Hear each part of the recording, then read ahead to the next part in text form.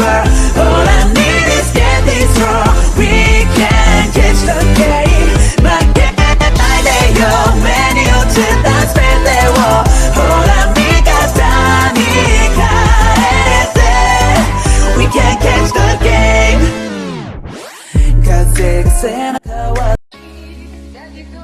Halo teman-teman anime, para kaum ibu user yang otaknya tuh udah ketinggalan tuh di dunia isekai. Nah, kali ini gue bakal ngebahas 10 rekomendasi anime yang vibes-nya tuh berasa banget mirip dengan Tokyo Revenger.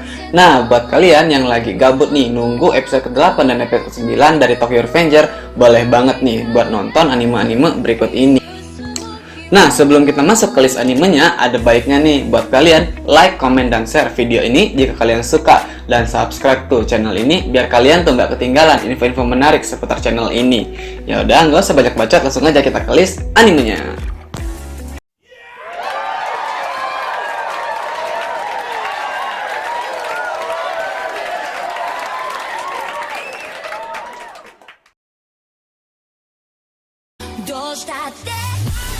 Ikebukuro Westgate Park, rilis perdana 2020. Nah, anime ini sebenarnya tuh punya plot twist yang agak rumit. Jadi, buat kalian nih yang malas pikir, gue nggak nyaranin nih buat kalian nonton anime ini, karena sebenarnya anime ini ribet banget dari segi plot twist. Nah, anime ini sendiri nyeritain tuh tentang sebuah tempat yang bernama Ikebukuro. Ikebukuro ini merupakan tuh sebuah surga bagi geng-geng kekerasan, yakuza, dan rumah bagi Makoto Majima. Nah, buat ngelindungin temen-temennya, si Makoto ini berusaha buat mecahin setiap masalah di antara faksi-faksi yang bertikai. Nah, bahkan si Makoto ini memperbaiki masalah yang tidak bisa dilakukan oleh polisi. Tapi ketika gelombang kekerasan semakin meningkat dan mengakibatin Makoto ini kehilangan orang yang dicintainya,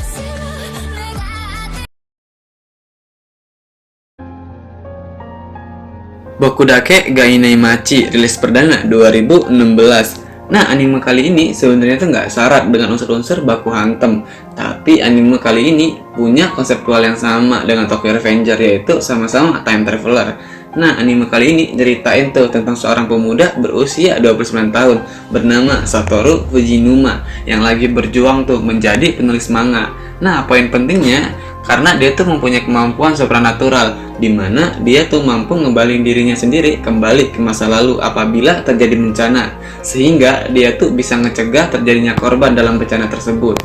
Hal ini seringkali terjadi secara tidak sengaja dan berlangsung 2-5 menit sebelum kejadian.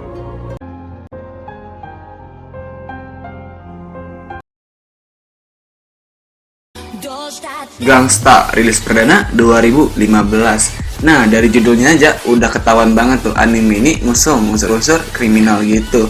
Nah, anime sendiri ngisahin tuh tentang dua handman, Nick dan Warwick, di kota Ergastulum. Nah, kota ini berisi berbagai macam orang, mulai dari pencuri hingga bos mafia. Nah, ceritanya tuh berfokus pada petualangan Nick dan Warwick menghadapi gelapnya dunia underground kota tersebut. Nah, Gangsta sendiri ngamberin tuh dunia underground dari gemerlap sebuah kota dengan sangat baik. Nah, suasana alay gelap yang tergambar tuh dengan mantap banget. Nah, begitu pula aktivitas yang berlangsung seperti pembunuhan, obat-obatan terlarang. Ya, hingga you know lah, sebuah suasana yang mungkin jarang banget tuh buat kalian temuin di anime-anime lain.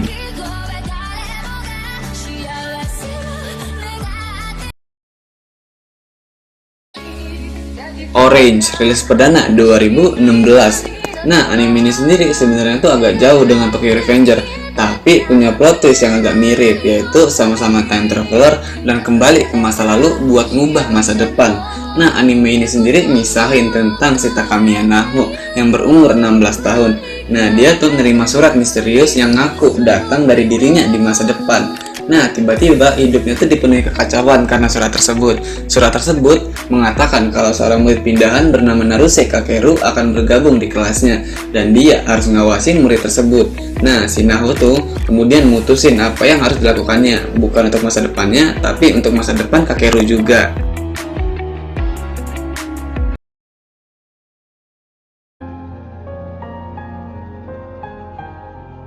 Hakata Tonkotsu Ramen, rilis perdana 2018.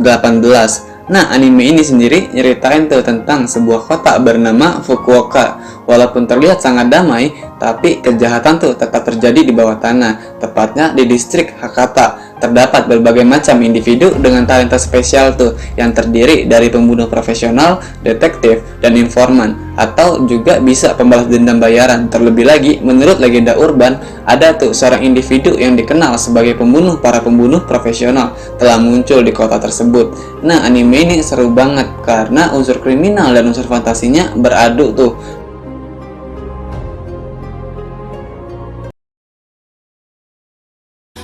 Bungo Stray Dog rilis perdana 2016. Nah, anime ini sendiri nyeritain tentang laki-laki bernama Atsushi Nakajima yang diusir dari panti asuhan, yang akhirnya tuh hidup menggelandang di pinggir jalan tuh. Lalu saat dia ingin ngecepet uang buat ngebeli makanan, dia tuh malah bertemu dengan seorang pria aneh yang ngapung di sungai tuh guys. Nah, awalnya si Atsushi ini malas banget mau nyelamatin tuh orang, tapi pada akhirnya dia tuh nyelamatin juga. Pria yang baru saja diselamatin si Atsushi ini bernama Dazai Osamu. Setelah diselamatin oleh Atsushi, dia ini malah ngedumel guys, karena katanya dia ini ingin sekali bunuh diri, tapi kok malah diselamatin. Anjing, nggak jelas banget motifnya. Nah, disinilah awal dia tuh bergabung dengan detektif bersenjata. Tapi jika kalian terpikir detektif bersenjata tuh detektif yang menggunakan pistol, nah kalian tuh salah guys. Karena detektif yang dimaksud adalah setiap anggotanya punya kekuatan supranatural.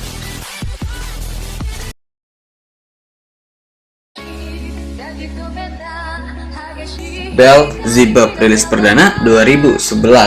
Nah, anime ini sendiri nyeritain tuh tentang kehidupan seorang berandalan bernama Tatsumi Oga, seorang siswa SMA di Ishiyama.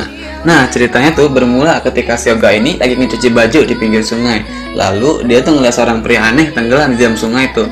Nah, si Oga ini langsung tuh spontan buat nolongnya dan ngebawa ia ke pinggir sungai. Tiba-tiba pria itu tuh terbelah menjadi dua, ya kayak amoeba gitulah. Nah, di dalam pria tersebut terdapat seorang bayi laki-laki. Ternyata bayi ini adalah anak dari Raja Iblis. Nah, si Oga ini terpilih tuh menjadi manusia yang harus ngebesarin bayi ini. Dalam ngebesarin bayi itu, si Oga tuh didampingi oleh seorang maid dari dunia iblis yang bernama Hida. Akhirnya, si Oga tuh dengan sangat terpaksa ngerawat dan ngebesarin si bayi ini.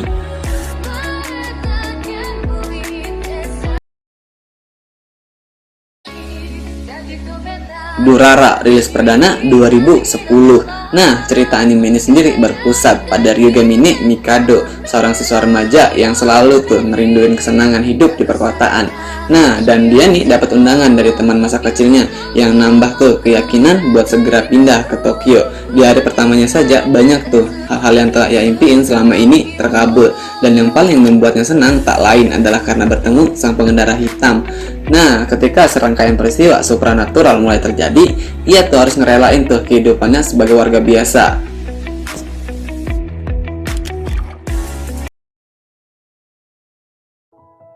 Kenkabacho Otome rilis perdana Spring 2017. Nah, anime ini sendiri berpusat tuh pada satu sekolah yang bernama SMA Shizuku. Nah, SMA ini adalah sekolah tuh yang dikenal sebagai tempat bagi para berandalan. Nah, di sekolah tersebut semua muridnya tuh adalah cowok-cowok berandal yang selalu ngadu tinju, berkelahi demi ngebuktiin siapa yang paling kuat. Nah, suatu hari ada tuh seorang murid baru yang baru masuk ke sekolah tersebut. Murid tersebut adalah seorang perempuan. Wih, perempuan nih. Nah, perempuan itu bernama Hikaru Onigashima, adik dari Hou Onigashima, sang berandalan legendaris.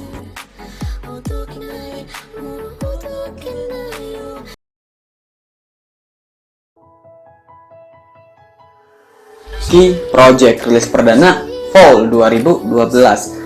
Fitnah lebih kejam daripada pembunuhan. Nah, itulah plot twist yang coba diangkat oleh anime ini.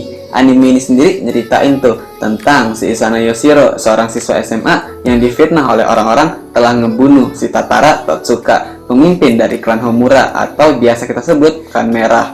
Nah, si Isana Yoshiro ini dikejar-kejar tuh oleh klan Homura buat bertanggung jawab atas perbuatan yang dilakuinnya. Ya, si Isana ini nggak mau lah ngakuinnya ya kan, sampai akhirnya ketemu juga tuh orang-orang yang ngebunuh si Tatara Totsuka itu.